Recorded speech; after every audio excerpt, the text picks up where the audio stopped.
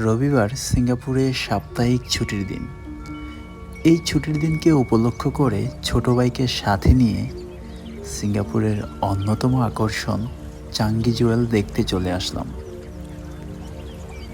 আমরা যখনই চাঙ্গি জুয়েলের ভিতরে পা রাখি, তখন প্রথম যে শব্দটা আমাদের কানে বেজে ওঠে, সেই শব্দটা হচ্ছে পানির শব্দ।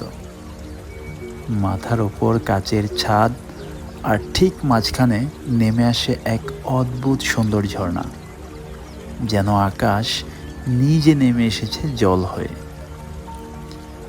এই ঝর্ণাটা কোনো সাধারণ ঝর্ণা না, এটা হচ্ছে রেইন ভর্টেক্স, বিশ্বের সবচেয়ে বড় ইনডোর জলপ্রপাত।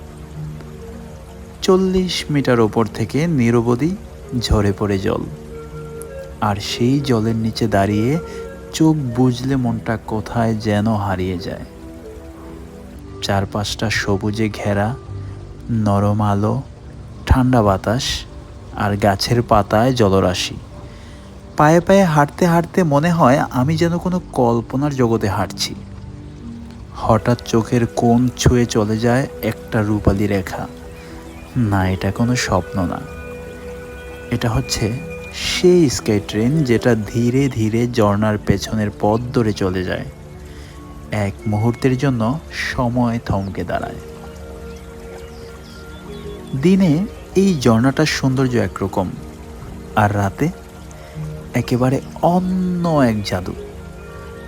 আলো আর সুরে যখন ঝর্ণাটা নাচে, তখন এই জুয়েল হয় যেন এক পরীর রাজ্য।